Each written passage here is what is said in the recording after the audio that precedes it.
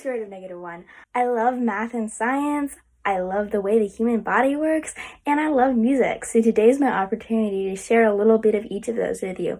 We'll talk about what sound is and how you make and detect it. You probably already know that sound is a wave that can travel through air as well as other media. Specifically, it's a longitudinal pressure wave. It's longitudinal because the direction of displacement is in the same direction that the wave is traveling. So as the wave travels to the right, particles move to the right and then back to their original position. This results in some clustering of particles, which is what makes it a pressure wave with alternating regions of condensation and rarefaction. Longitudinal waves are not necessarily pressure waves.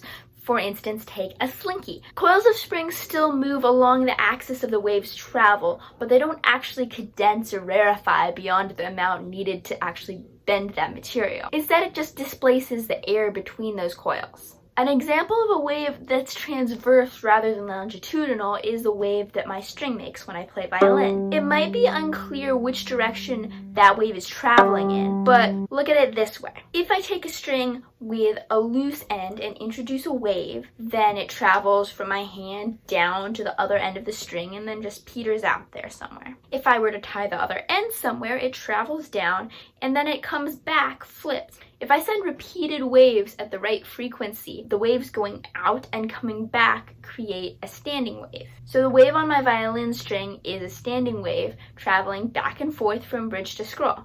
The motion of the string itself is perpendicular to that direction of that wave. Pretty much the same thing happens in your vocal cords on voiced sounds or when singing. Air moving through the larynx pushes on the vocal cords, causing them to vibrate.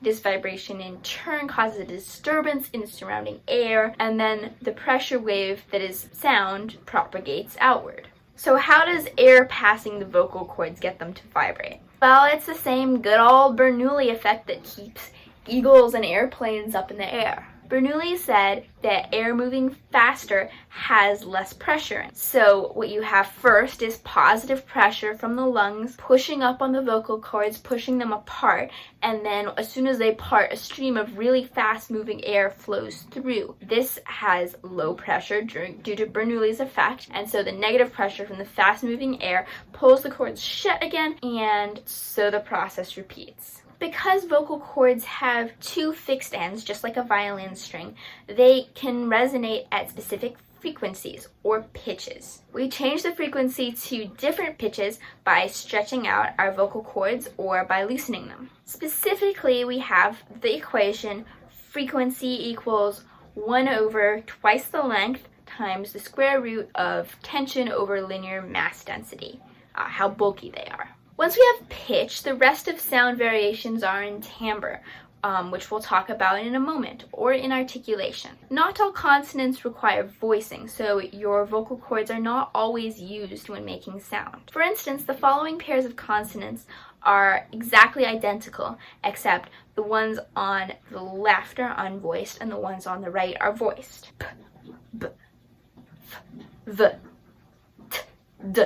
If you can't tell if you're voicing a consonant, put your fingers near your larynx and see if you can feel the vibrations. S, z, k, g, ch, j.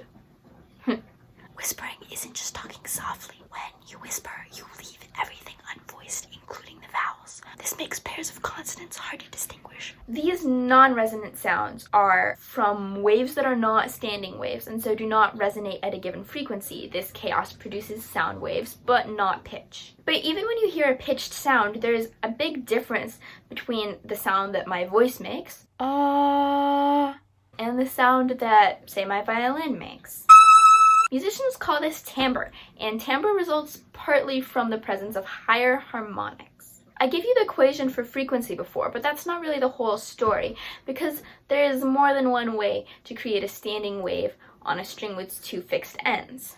You can have it such that half a wavelength fits, or a whole wavelength fits, or 3/2 wavelengths fit, and so on with all half wavelength multiples up to infinity. The higher harmonic waves all exist, but at smaller and smaller amplitudes, so the main pitch that you hear is still the fundamental frequency. All of these waves add together to give you a complex periodic wave that still repeats itself over the original frequency. but with much more character to it. The specific mixture of harmonics for a given instrument's or person's sound is mostly determined by the resonating parts of that instrument. A violin's sound is not based just on the vibrating string, but on the whole body of the instrument, as well as the whole room that I'm playing in and everything in it. As for a human voice, contrast singing with humming. If you sing an open vowel sound, ah, you get one timbre,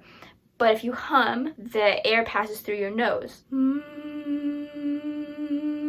The air passing through your nose vibrates a lot more of your facial bones. Try this and see if you can feel those bones vibrate. Those bones introduce many more harmonics.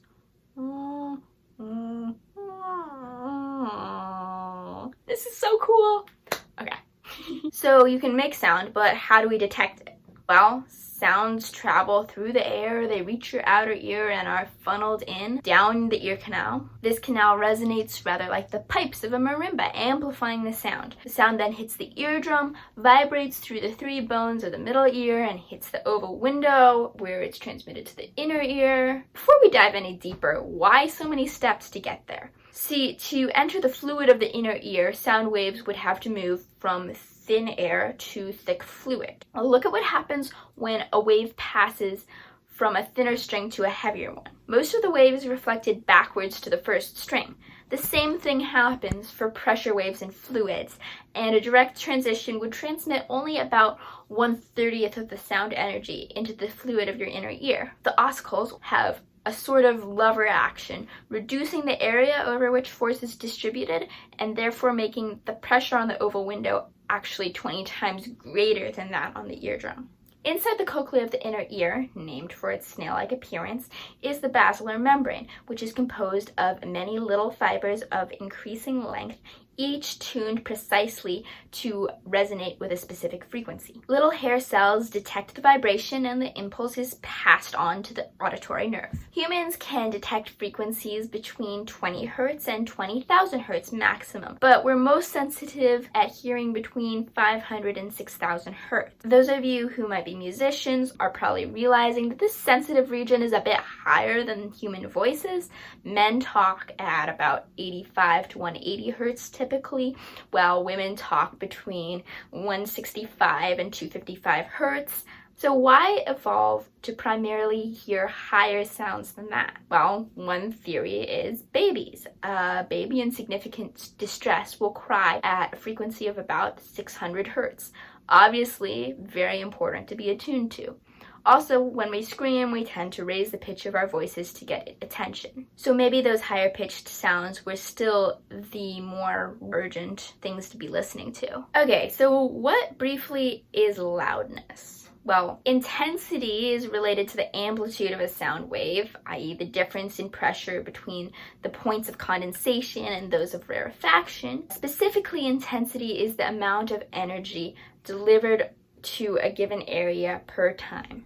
An intensity of about 10 to the negative 12 watts per meter squared is just barely in the audible range, whereas an intensity of 1 watt per meter squared is right at the pain threshold. This relationship is actually frequency dependent, so at the edges of the audible range, thresholds are much higher. But that's still a broad intensity range over many orders of magnitude, and we don't experience it linearly. In fact, the perception of sound is much closer to a log scale, which is why we use sound intensity level, which is measured in decibels. Intensity level is 10 times the ratio of intensity to the intensity at the threshold of hearing. So then the threshold is at 0 decibels, and 10 to the negative 11 watts per meter squared is at 10 decibels, and so on until you get to the threshold of pain at about 120 decibels. So that's about it for sound. There are other applications for non-audible sound, such as ultrasound photographs using higher frequencies, basically built upon the reflection of sound off of various body boundaries. I encourage you to look these things up by yourself, or maybe someday I'll have time to make another video about them. As for this series, I have one more video before I get steeped in the wonderfulness of take-home finals, courtesy of COVID-19. Hopefully in about another week, I'll be back to talk about optics with you. In the meantime, stay healthy, stay in touch, and like this video if you thought it was cool.